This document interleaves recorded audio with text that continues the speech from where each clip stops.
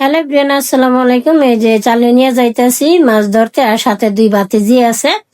তো আমি এমনিতে অনেকক্ষণ যাবতে বিশ্রাইছি খুসনি জাল। আর খুসনি জাল হইলে অনেক চিংড়ি মাছ ধরতে পারতাম, কিন্তু মাছ আছে, কিন্তু এইটা দিয়ে তো ওইরকম ছোট ছোট চিংড়ি মাছ তো ওইরকম ধরাও যায় না।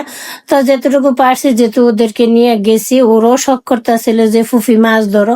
কিন্তু মাছ তো মানে এই চালনি, বাঁশের চালনি দিয়ে নাইন মাছ যদি খেপ দেওয়া যাইতো তাহলে ওইভাবে ধরা যাইতো। তারপরে ওরা দুজনে বলতেছে যে ওরা দুজনে খেলা করবো, যে কটাই পাই। তো এই জন্য ওদের জন্য এই যে চেষ্টা করতেছি যে কয়েকটা দইরা দিই, যাতে ওরাও একটু খুশি হয়। তো এমনিতে কিন্তু পুকুরে চিংড়ি মাছ আছে। আমার বাঁশের চালনিটাও একবারে মানে যেই কালার, মাছটাও ঠিক বোঝা যায় না। মাছ কিন্তু দু একটা খেপ দিলে ওঠে, যে ওঠে না এরকম কোনো কথা না, মাছ ওঠে। কিন্তু ওই যে যদি খুসনি জাল হইতো তাহলে অনেক মাছ পাওয়া যাইতো। মাছ আছে, চিংড়ি মাছ আছে পুকুরের মধ্যে, কিন্তু এই পাশের চালিতে ওই রকম ভাবে ওঠে নাই। তো যেতটুকু উঠছে ওদের দুইজনে মানে খেলা করতে মিশামিশি ই করে না, মানে ভাত রান্না করে ই রান্না করে, ওর মধ্যে ওরা দুইজনে খেলা করবে, এই জন্যই দূরে দিতেছিলাম। তো আমার ইচ্ছা ছিল যে আমি খুসনি জাল নিয়ে তারপরে মাছ ধরবো, কিন্তু ইচ্ছাই রয়ে গেল। অন্য কোনো এক সময় আমি একটা এই ডাকাতে যাওয়ার সময় আমি একটা মানে খুসনি জাল নিয়ে যাবো, তারপরে যায় মাছ ধরতে হইব। কারণ গ্রামের বাড়িতে ওই কারো খুসনি জাল ওই রকম ভাবে পাওয়াই যায় নাই। তো এদিকে টঙ্গী বাজারে গেলে অবশ্যই পাওয়া যায়। তা আমি গাটলার মধ্যে অনেকক্ষণ চেষ্টা করলাম, চেষ্টা করে আবার আইছি যে এই যে পুকুরের এই পারে। এইবারও কয়েকটা মাছ পাইছি, তো ওই রকম বেশি পাওয়া যায় নাই। তারপরে আবার এই যে আরেক দিকে আসলাম, যে দিক দিয়ে 2 হাত দিয়ে এমনিতে খেপ দিই, দেখি যে পাওয়া যায় কিনা। তবে মার্শাল্লাহ এই জায়গায় আবার মোটামুটি ভালোই চিংড়ি মাছ উঠছে।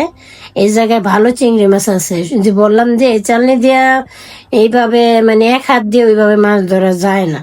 তোরা আবার কি সুন্দর যে কটাই পাইতাছি পানির মধ্যে জিয়ে রাখতে আছে। আমার চাইতে ওরাই বেশি খুশি হইতেছে যে ওদেরকে মাছ ধরে দিতে আছে। তো আমি অনেক চেষ্টা করছি যে ওদের যেটুকু খুশি করা যায় আর কি। এই যে দেখুন, মোটামুটি কিন্তু চিংড়ি মাছগুলা খারাপ না। মাছ ধরা শেষ, ওদেরকে নিয়ে আসলাম গোসল করতে, যেহেতু আমিও মাছ ধরছি, ওরাও ধরছে। ওরও পানির মধ্যে এদিক সেদিকে, তারপরে পুকুরের পাড়ে ঘোরাঘুরি করছে। তো ভাবলাম যে এলো এক লগে গোসল করে নি। তো ও আমার এই ছোট্ট বাতিজিও সাঁতার জানে না, এরকম গ্রামের মানুষ খুবই কম আছে। তো ও কোনো ভয় পায় না, একবারে পুকুরের মাঝে যাইতে পারে। আমি বলতেছি আরো যাইতে পারবি, ও যাইতে গেছে। তো মাসাল্লাহ দিলে এমনিতে একটু সাহস আছে আল্লাহর রহমতে। আর পুকুরের পানিটি এত সুন্দর, একবারে পুকুরটা কানায় কানায় একবারে ভরপুর পানি, এত পানি। আমার কাছে পানিগুলা দেখেই আমি বলছি যে না, আজকে গোসল কইরা তারপর হয়েছে যে ঢাকা যাবো। তো এই জন্যই ওদেরকে নিয়ে একটু দুষ্টামি করলাম। তারপরে বলছিল যে ফুফুলো আমরা জুলাতে খেলি। আবার আসবো অন্যদিন, আবার অন্যদিন আইসা তারপরে জুলাতে খেলবো। কিন্তু এখন তো বাবা সম্ভব না, আমি অল্প সময় নিয়ে এসি, চলো তোমাকে কয়েকটা মাছ ধরে দিই।